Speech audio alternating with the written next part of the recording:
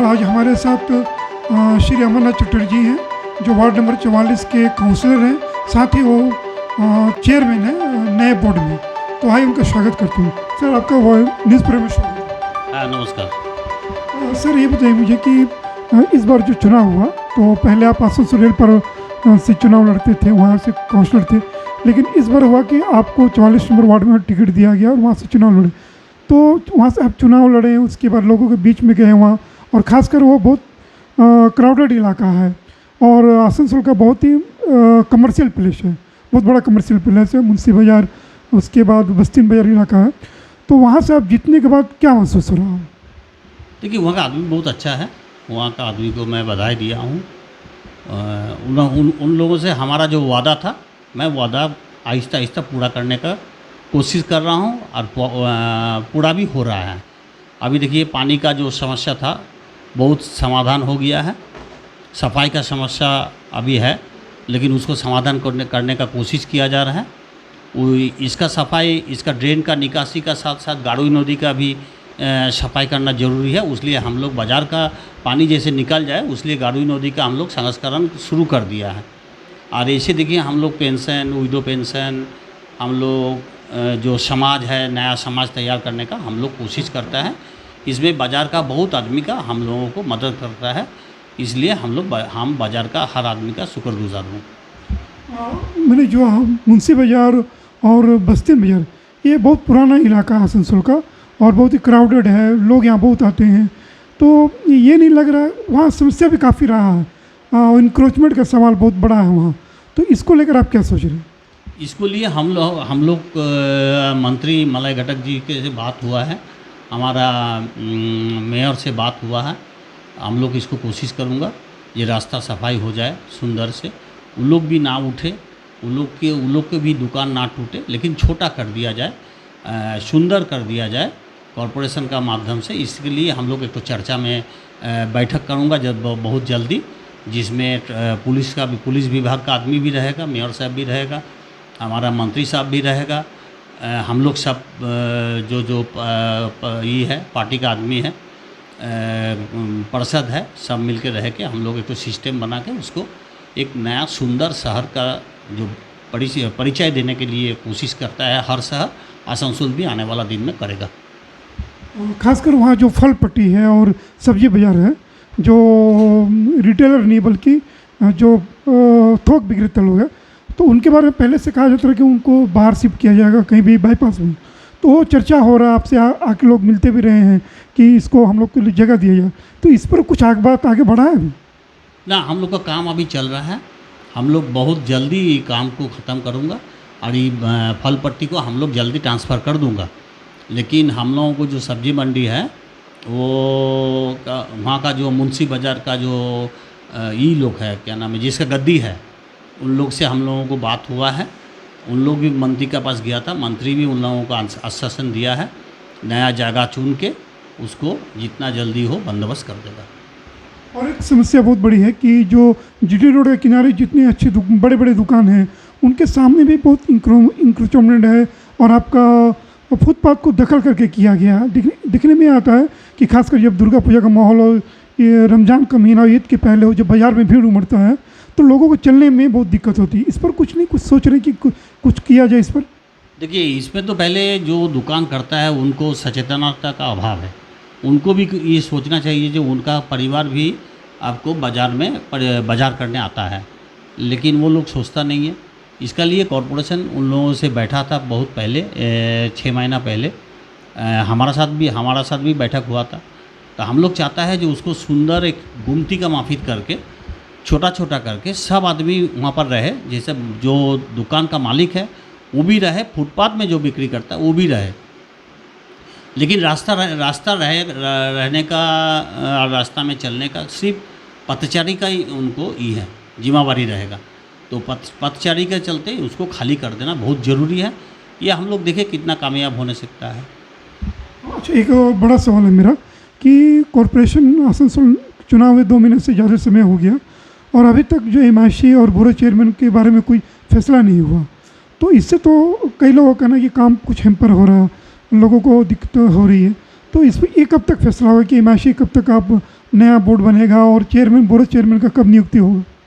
ना देखिए, ये जल्दी बन जाएगा। ये एमपी इलेक्शन था, एमपी इलेक्शन का टाइम में आसनसोल में एक इलेक्शन बाढ़ था, उस टाइम घोषणा भी नहीं करने सकता था हम लोग का पार्टी।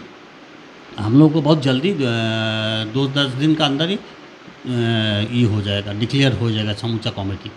और इसमें काम करने का कोई तकलीफ का बात नहीं है। देखिए, हम लोग का सुबह से हम ही कम से कम आज का ही बात बोलता है, सारा आसनसोल में सबसे 500 आदमी से बात किया है, तो 400 कागज़ सही किया है। काम रुकता नहीं है, मेयर भी काम करता है। हम लोगों को जो डिप्टी मेयर घोषित किया है पार्टी से, लेकिन अभी तक उसको ये नहीं है, मान्यता दिया नहीं गया है राज्य सरकार का माध्यम से। अभी तक उसको ये नहीं किया, शपथ नहीं लिया गया है, लेकिन वो लोग भी काम करता है।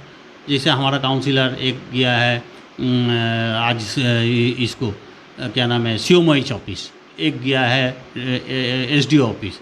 ये सब काम कर रहे हैं उन लोगों को भी। काम कहीं पर अटका हुआ नहीं है, काम रोज़ ही चल रहा है, रोज़ ही कर रहा है। लक्ष्मी भंडार हो रहा है, द्वारे सरकार हो रहा है, फिर आपको हम लोगों को ई होगा, क्या नाम है, द्वारे सरकार फिर होगा 21-22 तारीख से। तो उसमें भी आदमी बहुत सा जुटा रहता है। हर सब काम वहीं से अभी ममता बनर्जी सरकार को वहीं पर खड़ा कर दिया।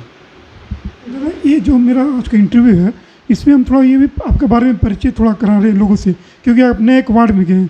तो थोड़ा सा प्लीज़ अपने बारे में बताइए कि आप पहले कितने बार काउंसलर थे, कहाँ से थे, और आपकी फैमिली जो बैकग्राउंड बहुत बड़ी है। आपके दादाजी, पिताजी लोग भी म्यूनसिपलिटी से जुड़े हुए हैं। थोड़ा प्लीज़ इसको बताइए। देखिए, मैं तो इस 7 बार जीत रहा हूँ ये लेके। मैं डिप्टी मेयर था 2009 में, मैं 82 साल में कॉलेज में था। तो उसका बाद मैं सब डिवीज़न छात्र परिषद का प्रेसिडेंट भी बना हुआ था, युवा कांग्रेस का सेक्रेटरी भी डिस्ट्रिक्ट का था।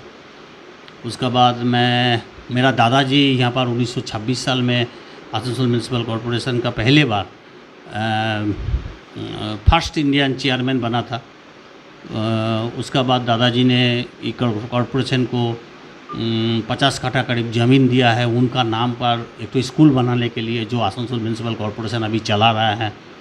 तो हम लोग भी कोशिश करता हूँ। मेरा दादाजी बहुत समाज के लिए किए हैं। हम लोग भी वही निशा में चलता हूँ कि समाज का आदमी कम से कम याद रखे हम लोगों को, परिवार को, हमको, कि मैंने उसका बगल में खड़ा होने का कोशिश किया है। मैंने जो सोचता हूँ वह सुंदर सोचता हूँ।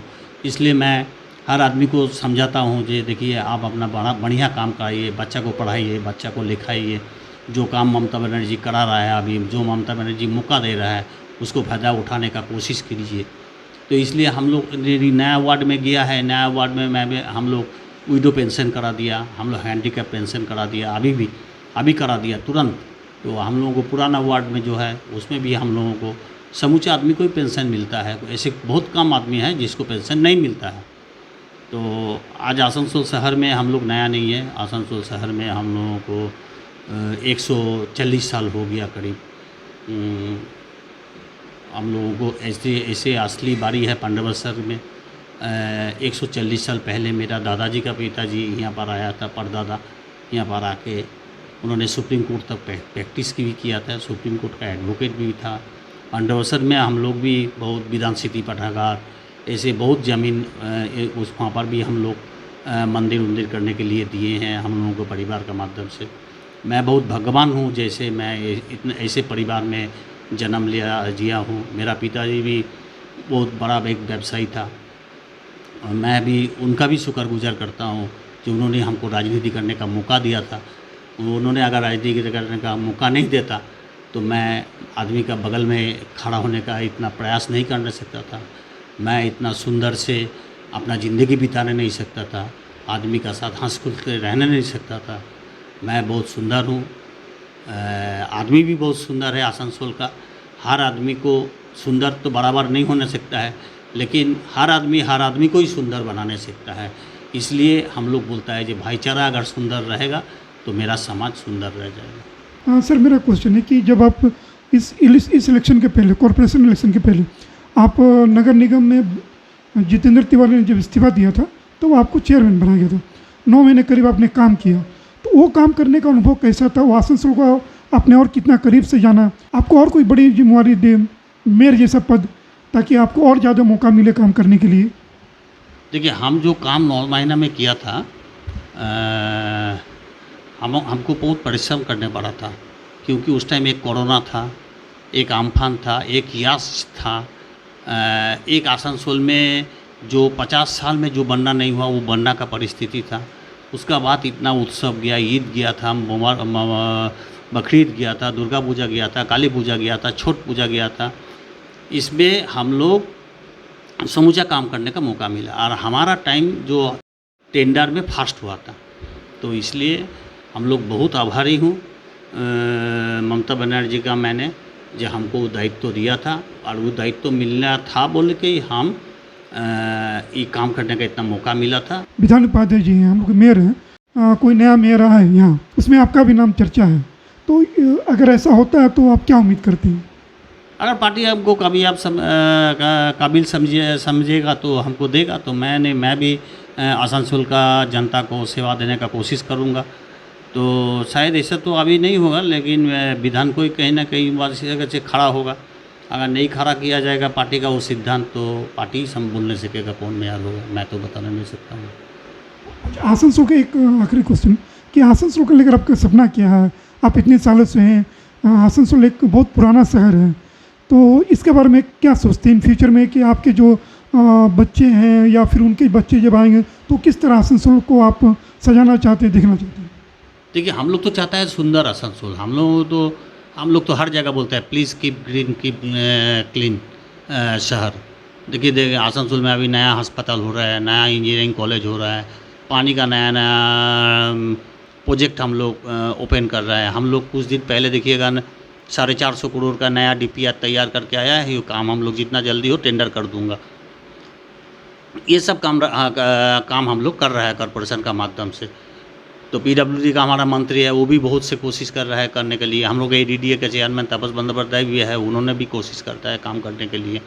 हमारा मेयर विधान उपाध्याय भी कोशिश करता है काम करने के लिए। हम लोग चाहता है सुंदर शहर, सुंदर आसनसोल, सुंदर सामाजिक आदमी, जिन्होंने आसनसोल को प्यार करेगा, जिन्होंने आसनसोल को समझेगा जी ये शहर मेरा है।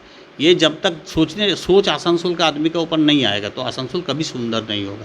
ये सोच जगाने होगा अपने आप में, हमारा परिवार का अंदर में, हमारा लड़का बच्चा का अंदर में, हमारा दोस्त बुजुर्गों को अंदर में, ये शहर आपका शहर है। आने वाला दिन में आपका बच्चा, आपका पोता यहाँ पर खेलेगा, यहाँ पर बड़ा होगा, ये स्कूल में पढ़ेगा।